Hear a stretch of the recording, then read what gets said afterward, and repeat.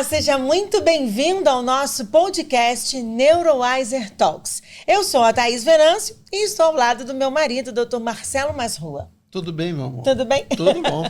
Pois é, você sabe que por aqui passam os nossos especialistas que estão promovendo e iniciando cursos na nossa plataforma Neurowiser. Se você ainda não conhece, por favor, neurowiser.com.br. Ali você vai saber todas as informações, qual curso que vai se encaixar para a sua formação, para ampliar o seu conhecimento. E estamos cada vez mais mostrando e trazendo novos cursos. Temos muitas novidades vindo, não temos? E hoje 2 convidados de altíssimo gabarito. 2 profissionais que eu admiro muito e que a gente está muito feliz de ter conseguido trazê-los para a Neurowiser. Estão vindo pela primeira vez a Vitória. Vitória, com uma novidade que nós vamos contar ao longo do podcast, sensacional. Pois é, então vou apresentá-los, né, para ficar mais fácil.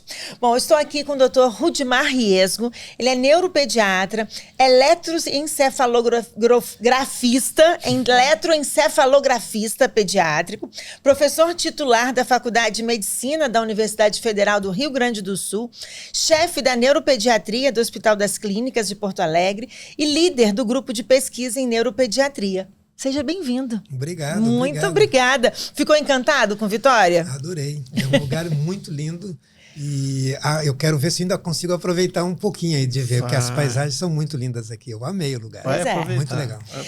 E ela que é carioca, mas veio passar também um final de semana aqui com a gente. Doutora Mariana Sofientini é neurologista infantil, pediatra formada pela Universidade Federal do Rio de Janeiro, pós-graduanda em análise do comportamento aplicado e em transtornos do neurodesenvolvimento, palestrante, professora de programas de pós-graduação, especialista no diagnóstico precoce do TEA nos primeiros 12 meses de vida. Seja muito bem-vinda. Obrigada. Eu esqueci de falar sobre os hobbies, né? Uma corredora e um piloto de avião. Eu não sou atleta, definitivamente não. Pela primeira vez também aqui, né? Também, conhecendo essa cidade linda e muito parecida com a minha cidade também. Fiquei muito feliz porque eu achei parecido com Cabo Frio, eu sou de Cabo Frio. Pois é, ela é de Cabo Frio, hoje mora na capital, no Rio de Janeiro, Isso. Mas é de Cabo Frio. Aliás, a água gelada aqui do Espírito Santo, a culpa é de Cabo Frio, que tem uma corrente de Cabo Frio que vem de lá, que sobe. Por isso que o mar aqui é frio. A culpa é sua. A culpa é sua. Vou me redimir com Vitória. E corredora, nem trouxe tênis para correr? Pois é, né? Cheia de coisas aqui para fazer. Eu achei que não fosse dar tempo, mas com certeza eu vou passear na orla porque eu achei lindo. Que bom, que bom. Sejam bem-vindos. Sejam bem-vindos à Neurowiser. Aliás, vocês já são professores. A Mariana é tutora na nossa mentoria. Isso. Em neurologia infantil. Rudimar também, professor na nossa pós, né? Já participou também dando aulas com a gente. E agora estão chegando aqui com uma grande novidade que nós vamos falar ao longo da nossa entrevista, mas é uma pós-graduação em autismo. Algo que ninguém nunca viu aí no mercado. A qualidade, o conteúdo programático está assim excelente. Então, daqui a pouquinho nós vamos apresentar para vocês, né, meu amor? Sem dúvida. Vamos começar falando um pouquinho da formação deles, da vida deles. Daqui a pouco eu vou perguntar de autismo. Estou aqui para fazer a parte técnica, né? Então, vamos lá. Rudimar, você, né, quando eu falei você piloto e tudo mais, começou a pilotar na mesma época da faculdade de medicina. E fazer medicina era um sonho seu? Era um sonho de alguém da família? Se tem algum médico? Eu tenho um tio que é médico, mas não tinha muitas pessoas, né, na medicina, na família. E na aviação é uma coisa maluca. Eu tenho um outro tio que é piloto e o interesse pela aviação é anterior ao interesse pela medicina. Que legal. Mas quase perdemos um médico? Eu cheguei a trancar o curso na metade, não tenho nenhum problema em relação a isso. Eu fiquei na dúvida e até eu lembro que uma vez eu escrevi uma coisa assim, tipo, 2 vidas numa só, como é dura tal missão. 2 caminhos se dão nó, medicina, aviação. Terá sido coincidência ou alguma aprovação? 2 espíritos, 2 ciências e um só corpo no timão. Por 2 bate o coração.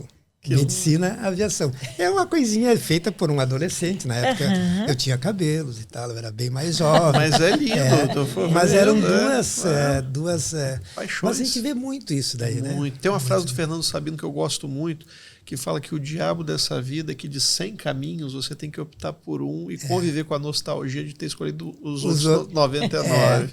Isso aí. Mas eu tenho feito o possível para fazer as duas coisas. Para fazer as duas coisas. E a sua formação foi na Universidade do Rio Grande do Sul? Federal. Foi na Federal. Foi na Federal de Santa Maria. Foi na Universidade Federal de Santa Maria. E eu fiz o brevet lá também, o brevet de piloto, o curso de piloto, a gente chama de brevet, né? Isso é francês lá. E daí eu fui fazer a residência em Porto Alegre. Então você é de Santa Maria? Eu sou de São Borja. São Borja. É próximo, né? É mais ou menos próximo. É uma cidade dos 7 povos das Missões, uma cidade bem antiga. Ela tem uns 400 anos. Próximo da fronteira. Próximo da fronteira com a Argentina. E eu vejo postagens do Rudimar, muitas vezes ele voando de Porto Alegre a São Borja. Né? É verdade, é verdade. Como é uma distância relativamente grande de carro, é difícil. Eu fui agora, esse fim de semana, lá de ônibus. Olha só. 9 horas. 9 horas. Nossa, e de avião? longe. 1h20. Legal. Então, Mas, Rudimar, eu achei super legal assim, a sua visão de duas coisas quando você era mais novo, porque hoje em dia a geração atual fala muito disso. Os estudantes de medicina, com quem eu tenho muito contato também, falam como é doloroso, assim, você ter que escolher só a medicina e abrir mão de outras coisas. Então, lá atrás, você fez uma coisa na mentalidade que é bem atual. É verdade. Achei muito legal saber disso. E é bem difícil, porque quando eu tranquei a medicina, as pessoas, tá louco. E quando eu parei eu trabalhava como piloto agrícola, né, uma coisa muito maluca, e os caras assim, tu não vai ganhar dinheiro, tu não vai trabalhar, a medicina não vai te dar nada, mas eu gosto disso. E daí eu tentei fazer as duas coisas. Eu tenho me mantido em voo, até agora, tenho 65 anos e ainda consigo voar. Quem quiser ver, acompanha no Instagram do Dr. Rudimar, @RudimarRiesgo, tem lá as postagens. Tem algumas coisas. Vou colocar aqui no GC para poder o pessoal acompanhar. E aí a sua formação foi no Sul, mas você passou uma temporada fora. Sim, eu fui fazer a residência no Clínicas, eu fiz o mestrado e o doutorado lá, mas entre o mestrado e o doutorado surgiu uma possibilidade de fazer um fellow, e eu fui para o Miami Children's fazer um fellow em cirurgia da epilepsia. E lá conheci o Carlos Gadia, que é uma pessoa sensacional, eu devo bastante a ele, é uma pessoa que eu admiro muito.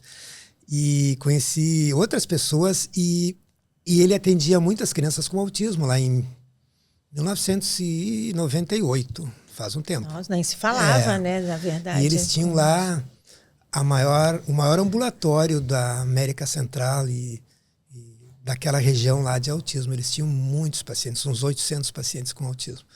E acabei contaminado e voltei autistologista, vamos dizer assim. Se tornou uma referência em 98, brasileira em autismo. O Rudimar é uma referência nacional no assunto. Com certeza. Nossa. E que tem, com certeza, e ele estava me contando antes que, assim, alunos, né, que se tornaram, que hoje tem um aluno que se tornou seu chefe, né, na universidade, né? É verdade, isso eu acho super legal, porque, assim, eu acho que, assim, a pessoa que gosta de lecionar, quando ela é ultrapassada no bom sentido, né, por um aluno, eu acho que é a realização, né, quando o aluno passa, assim. E eu tenho vários alunos. Eu tenho uma nutricionista que foi minha aluna de iniciação científica, foi aluna de mestrado, de doutorado, de pós-doutorado. E o Brasil ficou pequeno para ela. Ela mora na Bélgica agora, ela publica mais do que eu. E eu amo ser, assim, transpassado. E esse outro também é um neuropediatra que fez a iniciação, o mestrado e o doutorado comigo. E eu sempre tentando estimular, eu digo, quem quer ser professor? Se alguém quer ser professor, que se manifeste para a gente, né? Porque os residentes não têm obrigação de ter interesse em lecionar, eles podem ter um interesse em se formar. E ele se interessou, e ele é o meu chefe. Pronto, resumi tudo. Legal, né? Que legal. Ele é meu chefe, ele é muito mais novo que eu, um cara muito mais novinho do que eu. E você, Mari, fala, você nasceu em Cabo Frio? Nasci em Cabo Frio. Quando eu tinha 17 anos, eu fui morar em Niterói para estudar, fazer cursinho pré-vestibular. E aí comecei a estudar no Rio, fazer faculdade de medicina. Durante a faculdade, eu não sei de onde eu tirei essa ideia de fazer medicina também, não tenho nenhum médico na família, mas eu pensei em fazer várias coisas assim ao longo da minha adolescência, mas resolvi ir para a área médica. Na faculdade, eu estava super animada por estar na faculdade, então basicamente eu quis fazer todas as especialidades possíveis. Isso é bem legal, né? Isso é bem legal. Então eu já quis fazer obstetrícia, cirurgia vascular, cirurgia do trauma, cardiologia, e fiquei muito tempo querendo fazer cardiologia e fazendo estágio assim por muitos anos numa unidade cardiointensiva. Eu estava cansada e comecei a ler várias coisas, já estava fazendo cursinho para fazer residência. E aí comecei a ler sobre desenvolvimento infantil, um livro super clássico que tem aí, assim, até... não é uma coisa tão atual, mas para mim era o que eu tinha acesso. Qual livro que você leu, né? É aquele livro que tem uma borboleta azul na frente, que chama Desenvolvimento Infantil. Do Gesell? Não sei, eu não sei nem o nome do autor. Foi um livro que eu comprei numa livraria, assim, eu estava passeando no final de semana. E se apaixonou pelo tema, que legal. Aí eu falei, vou comprar isso daqui porque é uma coisa muito diferente. E eu comecei a ler. E aí eu lembro que eu falei no carro, voltando com uma amiga, assim, do Rio para Niterói, que eu falei, olha, tô lendo umas coisas sobre desenvolvimento infantil e eu não vou fazer mais cardiologia. Eu vou fazer residência de pediatria porque eu quero trabalhar com desenvolvimento infantil, eu quero trabalhar com esse negócio. Ela falou, Mariana, minha mãe é pediatra, ela é diretora de um hospital. Não existe a possibilidade de você fazer pediatria só para trabalhar com desenvolvimento infantil. Isso é o tipo de frase que te marca, assim, porque eu estava muito hiperfocada naquilo. E aí eu falei, tá, vamos ver. E aí eu passei na residência, e na residência eu falei, eu vou fazer neurologia infantil, vou trabalhar com isso, e aí estamos aqui. A Mariana fez na UFRJ, no serviço lá da Ilha do Fundão. Eu fiz pediatria e depois neurologia infantil. Pediatria. E aí, assim, e tem uma coisa de vocês, né? Em 98, Rudimar estava tendo o contato com autismo, Exato, né? é. Mariana foi ter em que ano, mais ou menos, isso? 20, foi 2012, 13. Ou seja, momentos completamente diferentes, que vivemos até hoje, né? Também um outro momento hoje. O que mudou na visão de vocês? Eu queria complementar essa pergunta com o seguinte. Na visão de vocês de consultório, porque ambos fazem consultório, claro que o Rudimar faz há décadas, né? E o perfil do paciente com autismo vem mudando. Assim, você atendia antes um outro perfil e agora surgiu um perfil diferente ou está igual? A quantidade de casos por dia? Mudou, né? Eu lembro da minha graduação que a gente nem identificava esses casos. Eu me graduei em 88 e eu fui ter contato com eles ali no Hospital de Clínicas ali de Porto Alegre e a gente via os casos graves, né? Sim. Então agora a gente está vendo cada vez casos mais precoces e mais brandos e tendo dificuldade no diagnóstico das meninas, né? Que é bem complicado para a gente. Sim. E tem assim, tá o tempo todo o pensamento, até te cortei, mas o pensamento assim, por que o autismo? Quais são as causas do autismo? E parece que cada hora um grupo quer descobrir o que é isso, né? Quer saber o grande tesouro. Aliás, hoje, quando nós estamos gravando, está sendo na semana em que o presidente Trump anunciou que o Tilenol, o paracetamol, teria ligação com a mãe, né? A mulher durante a gravidez, e por isso seria a causa. Qual a opinião de vocês sobre isso? Primeiro sobre essa guerra também, de que alguém quer ser dono dessa verdade. Primeiro as damas. Eu acho que toda condição que tem uma base genética, que não tem uma causa muito clara e que é muito relevante socialmente, gera esse incômodo, né? De alguém precisar dizer a causa. E nem sempre isso é possível, porque é difícil você isolar um fator associado, um fator causal ali com uma força muito grande quando tem várias coisas envolvidas. E aí, às vezes, entra essa coisa de discussão política, que alguém quer sobressair muito e acabam culpando coisas que nem sempre têm relação, que é o caso do paracetamol, né, que não tem uma relação causal com TEA já comprovada em diversos estudos, 3, inclusive, bem grandes, mas que para a população que recebe esse tipo de informação traz um impacto, um medo, fica todo mundo com um alerta ali muito alto, querendo evitar. O que, na verdade, ao invés de tranquilizar e garantir que alguém descobriu alguma coisa, só traz desinformação e preocupa por motivos errados, né? Uma coisa meio que um déjà vu, né? Porque volta a ser culpa da mãe de novo, né? Que era uma coisa lá antiga. Foram do Bettelheim. Lá naquela época. Lá. Então, mãe geladeira. A mãe geladeira e tal. O que é desleal, é uma coisa meio cruel assim com as mães, né? O que pode levar, né? Uma pessoa para fazer isso, ou ela quer bastante engajamento, quer ser bastante polêmica, ou ela quer, independente da pessoa, quer jogar uma cortina de fumaça sobre alguma coisa, ou enfim.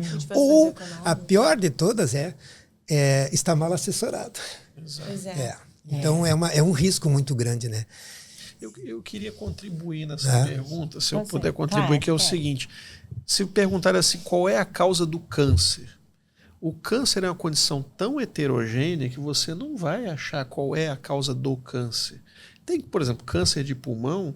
A gente sabe que o tabagismo é um fator causal muito importante, mas tem pessoas que têm câncer de pulmão que nunca fumaram, né? Se falar em câncer de intestino, a história familiar, a genética é muito importante, mas também sedentarismo, obesidade são fatores importantes. Então, quando se fala em autismo, tem que entender que ele é uma condição semelhante ao câncer, não me entendam mal, nesse sentido. Você não pode pensar qual é a causa do autismo. A causa é uma condição complexa, multifatorial, em que operam tanto causas genéticas, e estas são as mais importantes no autismo, já tem vários estudos mostrando, e também fatores ambientais, mais de um.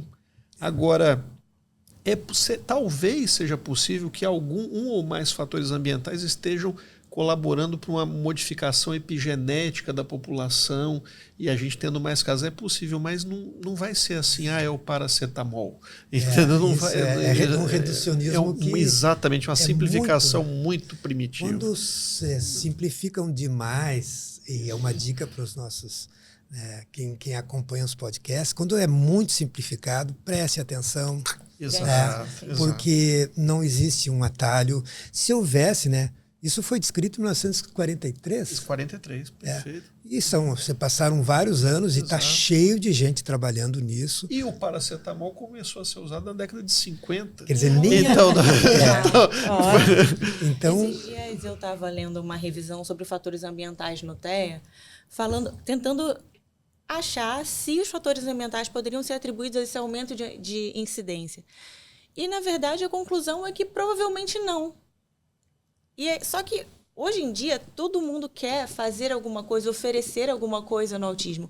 E quando você culpa fatores ambientais, que você pode modificar uma dieta, alguma coisa que você usa, isso automaticamente gera desejo de consumo, de seguir alguma coisa, de comprar a orientação de alguém.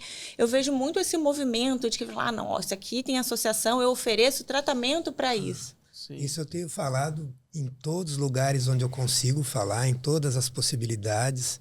Em eventos das sociedades médicas, eu tenho falado e eu uso termos, às vezes, duros. Eu falo charlatanismo e picaretagem. Tem um site, não é um site, eu acompanho um psiquiatra infantil e ele fez uma postagem que eu achei sensacional. É como farejar a picaretagem. Eu vi. Muito legal. Muito bom. É muito legal porque assim, ali ele coloca dicas assim, tipo, se alguém diz que descobriu a causa, desconfie. Se alguém diz que tem que ser pelo método do fulano XYZ, desconfie. Se alguém diz que trata tudo, desconfie. Se alguém fala assim, eles da máfia branca estão pagando para a OMS para que você não descubra o que eu descobri. Exatamente. Então tem muito conflito de interesse. E em determinado momento eu não tenho redes sociais muito assim muito ativas. Eu sou uma pessoa analógica, eu não sou digital. Mas eu estava exaurido disso. De uma espécie de commodity, como se fosse uma mercadoria, onde pessoas viram ali um nicho e se jogaram naquele nicho com muita sede ao pote e esquece que tem famílias envolvidas e tem crianças que têm janelas maturacionais que a gente não pode perder tempo. Isso é muito sério. E desculpa até a palavra, são oportunistas, Oportunismo. Né? Porque eu vou falar aqui como mãe, né? Assim, não como a esposa do Dr. Marcelo, né? Porque tudo hoje é claro que desde o dia que nos conhecemos, assim, amor, isso aqui é verdade, né? E aí vai. Sim. Mas o que eu vejo? Quando você fala, Rudimar, sobre a questão das mães, né? Da culpa da mãe, né? E essa mãe que já chega no consultório cheia de culpa, ou porque ela não ensinou a ler, ou porque ela não ensinou a desfraldar, ou porque ela isso, outro, aquilo. E as pessoas se aproveitam disso. E hoje tem como a gente evoluiu, né? O diagnóstico e tudo mais, mas hoje todo mundo quer dar o diagnóstico do autismo. Todo mundo se acha dono dessa verdade. Quem pode dar esse diagnóstico? Quem pode dar esse laudo? Como de fato é feito esse diagnóstico? Para que médicos hoje, no interior do nosso país, que não tiveram acesso a essa formação adequada, ou que chegue lá, se é de verdade ou não, o que vocês recomendam? Eu acho que assim, toda criança... Eu sou do departamento de pediatria, então eu sou um pouco suspeito, mas toda criança... deveria ter o seu pediatra, que é o médico que acompanha a criança desde o nascimento. Nós temos uma unidade básica de saúde vinculada à URGS, ao Hospital de Clínicas. Eu trabalhei lá por uns 10 anos. E o que acabou acontecendo? Você criou um ambulatório de neuropediatria numa unidade básica. Mas assim, lá quase não tinha pediatra. E o departamento de pediatria fez um trabalho para botar o pediatra de volta na unidade básica.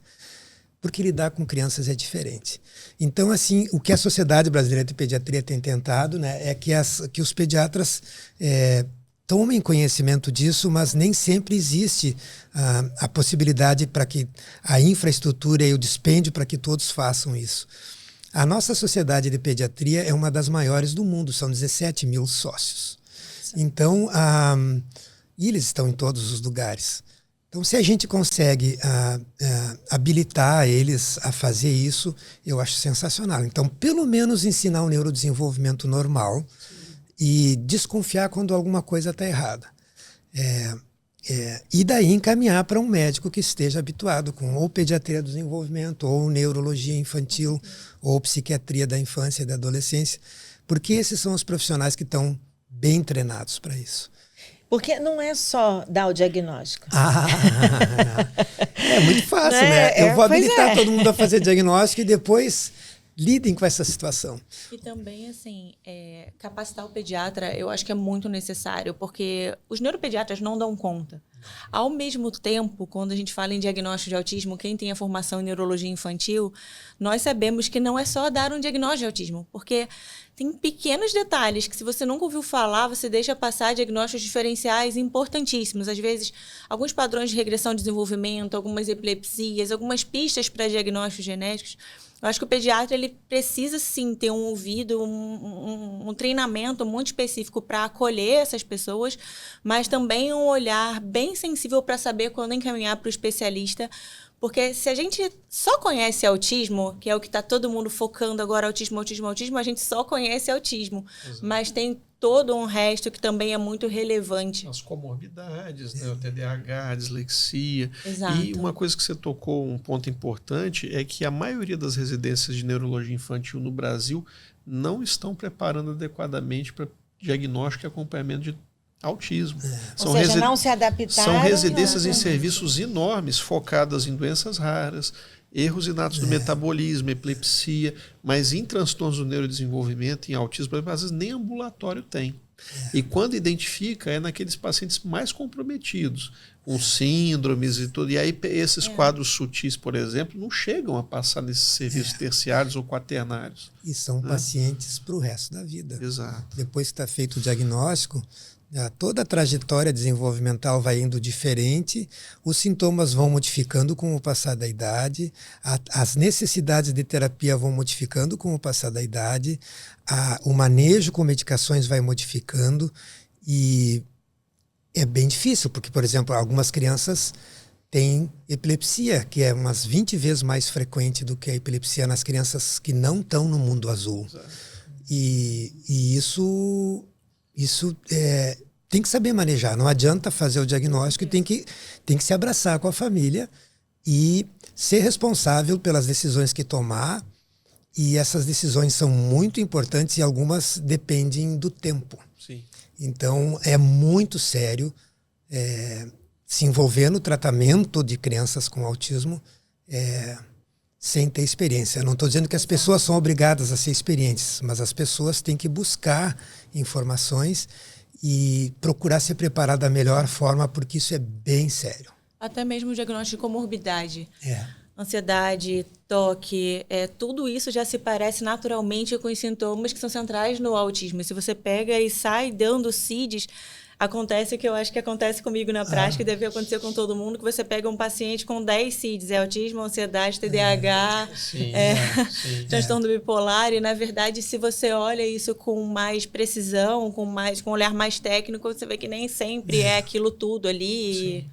E é justamente por isso que foi preparada essa pós-graduação. Vamos falar dela? Vamos lá.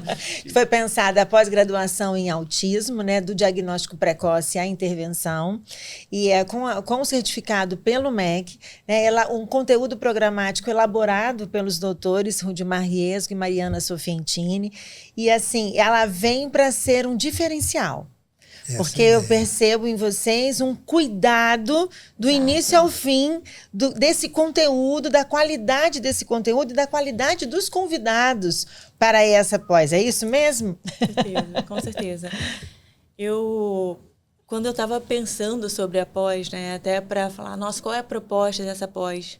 Eu cheguei à conclusão que, assim como a mentoria, eu gostaria de ter sido aluna dessa pós quando eu me formei.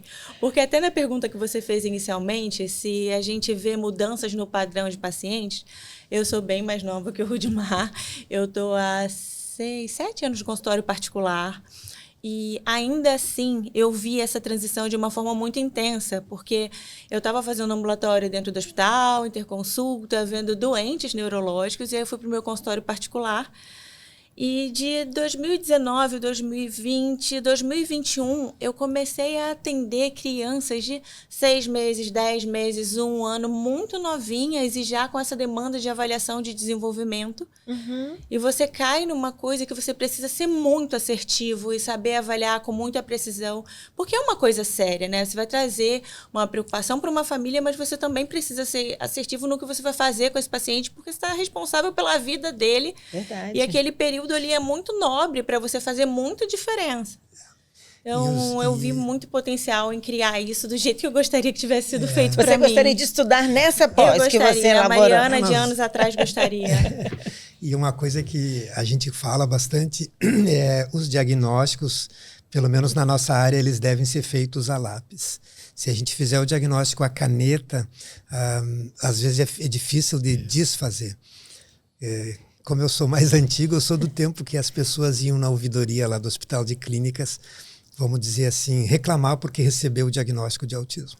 E agora, mais recentemente, nos últimos 2, 3 anos, eu tenho sido chamado na ouvidoria por famílias que ficaram indignadas porque foi desfeito o diagnóstico do autismo. Porque perderam-se alguns benefícios que eram inerentes ao diagnóstico e a quantidade de pessoas que querem ter acesso a esses benefícios acaba, de certa forma, inviabilizando aquelas pessoas que realmente precisam dos benefícios. Então, tem acontecido, não é uma nem 2 vezes, de ficarem indignados com o residente que desfez o diagnóstico. Aí a gente entra na história do diagnóstico mal feito. Exatamente. Da responsabilidade disso. Porque hoje virou uma moeda de troca. Né? Eu só quero o laudo, porque eu vou conseguir esse benefício ali na companhia aérea, ou na APAI, ou na escola. Virou uma moeda de troca. E por isso essa responsabilidade na formação dos profissionais. Isso é bem sério. E assim, as pessoas terão 1 ano são 12 meses de conteúdo? 12 meses de conteúdo, uma aula online ao vivo toda semana. E nas segundas-feiras, uma aula já gravada dentro do cronograma. E sendo que essas aulas estão na plataforma, as pessoas poderão assistir onde elas quiserem, várias vezes, né, podendo. Nós vamos ter uma novidade também, se a pessoa quiser contratar um IA para poder assistir e ver a palavra que ela quer achar e tudo mais. Isso é uma novidade que a gente vai lançar. Isso é só um spoiler. Tá bom. E dentro do programa também nós colocamos espaços para discussão de casos, discussão de artigos, alguns temas, alguns dias livres para os alunos poderem trazer as principais demandas, as principais dificuldades, até para a gente ir se aproximando da turma e sentir as principais dores ali para discutir. Porque tá todo mundo aprendendo, né? Todo mundo vivendo o autismo no dia a dia, e eu acho que é importante esse espaço de troca. Mas eu sei que eu vou fazer uma pergunta que a gente não preparou, assim, mais ou menos lembrar, assim, de alguma aula que gostariam de ressaltar, um convidado que vai dar aula. Então, o que tem de diferente? A gente tentou trazer várias abordagens assim de genética, o que tem de novo e o que a gente pode fazer com essa genética no dia a dia, como eu trago isso para a minha prática, porque acaba ficando um tema muito distante, às vezes, da realidade das pessoas, quando que é indispensável, quando que não é. Também dividimos as apresentações, as aulas de clínica do autismo, dividimos as apresentações por faixa etária, de 0 a 12 meses, que é uma aula que eu amo, que é meu tema de interesse, de 12 a 24 meses, depois no escolar, na vida adulta, também comorbidades. Trouxe a visão da neuropsicologia, as teorias cognitivas, coerência central, teoria da mente, disfunções executivas, tudo para poder enriquecer mesmo o olhar e aprofundar de verdade no autismo do jeito que nos outros cursos, né, de pós-graduação a gente não consegue ter com tanta precisão. E tem uma outra coisa, não é puxar a brasa para o meu assado, mas a gente tem também pesquisas que são translacionais, que são pesquisas que são a união do consultório com o laboratório. E tem poucos grupos de pesquisa que fazem isso. E nós temos lá, eu tenho uma parceira que é a professora Carmen Gottfried. A gente tem quase uns 15, 16 anos pesquisas com modelo animal. Por que isso é importante? Porque as famílias têm pressa, porque as crianças têm pressa, porque a coisa não é brincadeira, a gente tem que tentar não errar muito, né?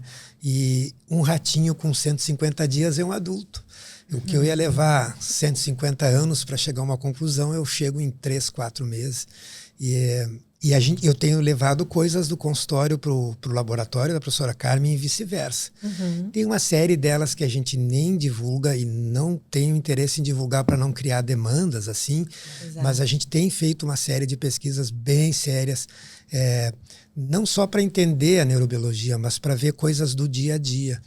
E nessa pós-graduação a gente mistura o que está baseado em evidências com as próprias publicações nossas, né, e com o dia a dia.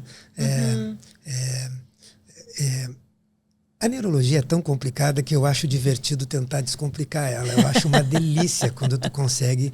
Isso eu aprendi com a minha mestra, a professora Nilra me ensinava muito. Ela dizia assim, Rudimar, mais sucinto, Rudimar. Seja mais sucinto. Então, para eu tentar ser cada vez mais objetivo. Quando eu fui fazer esse treinamento em eletroencefalografia, eu achava lindo aqueles laudos com mais de uma página. Eu cheguei lá e os meus preceptores disseram assim, tu vais fazer um laudo com 3 frases e te vira. É uma frase com a descrição do método, uma frase com os achados e uma frase com as conclusões. E isso é uma coisa que eu tento passar para os residentes. Vocês têm que aprender a ser objetivo. E uma das coisas... Cada pessoa admira o que quiser. Eu admiro capacidade de síntese. Admiro muito. Com certeza. Só quem entendeu de verdade consegue sintetizar. Exatamente. Deixa eu perguntar para o doutor Marcelo, o que você está esperando dessa pós-graduação? Eu estou esperando que ela venha sanar um problema grave que eu vejo no Brasil atualmente, que é a formação de um número muito grande de profissionais que, infelizmente, não estão preparados para atender crianças com suspeita ou com um diagnóstico confirmado de autismo. Esses profissionais estão saindo mal preparados de formações duvidosas por aí. E a gente tinha essa ideia na Neurowiser desde o início, mas a gente não começou até poder chamar pessoas que realmente entendem profundamente do assunto. E aí, porque é algo muito sério, e a minha expectativa é que tenha uma adesão muito grande e que vai formar centenas de profissionais que vão realmente fazer a diferença na vida de milhares de crianças no Brasil com autismo e de suas famílias. Então, quem fizer essa pós-graduação, não tenho dúvida, vai sair preparado do diagnóstico até a intervenção. Além disso, será atualizada, né? Porque são dados que pesquisas estão sendo feitas, estão sempre mudando, e vocês vão atualizando esses profissionais ao longo do tempo. E essa parte da pesquisa, eu fiquei muito feliz de ter a doutora Carmen no corpo docente, porque hoje, se a gente abre a rede social, o tempo inteiro divulgação de tratamentos, de medicações, de intervenções, até com dados das pesquisas do próprio Dr. Rudimar, que eu acho que ele nem deve saber que isso é divulgado online, o uso de antioxidantes. E aí, quando você olha e você conhece o que estão falando, você fala, meu Deus, isso daqui foi publicado em animais, isso não é verdade. E as pessoas ficam encantadas porque elas leem resultados animadores e a gente precisa trazer a ciência para a pessoa que está em formação, para ela poder ter uma tomada de decisão correta, né? E faz parte da análise crítica dos artigos Exato, e etc. Exato. Lá no Sul a gente fala uma coisa que ouve o galo cantar e sai cantando, né? Então, ouviu o galo cantar e sai cantando e já sai falando daquele assunto. E na época, engajamento muito... propulsiona pessoas, você posta aí que descobriu a pólvora, não importa onde foi, só o cheiro da pólvora já... E a gente precisa combater isso porque isso compromete famílias, né? Acho que é sobre isso que a gente está falando aqui. A gente não está falando só sobre uma pessoa, né? A gente está falando sobre uma família, sobre expectativas, né? desejos e...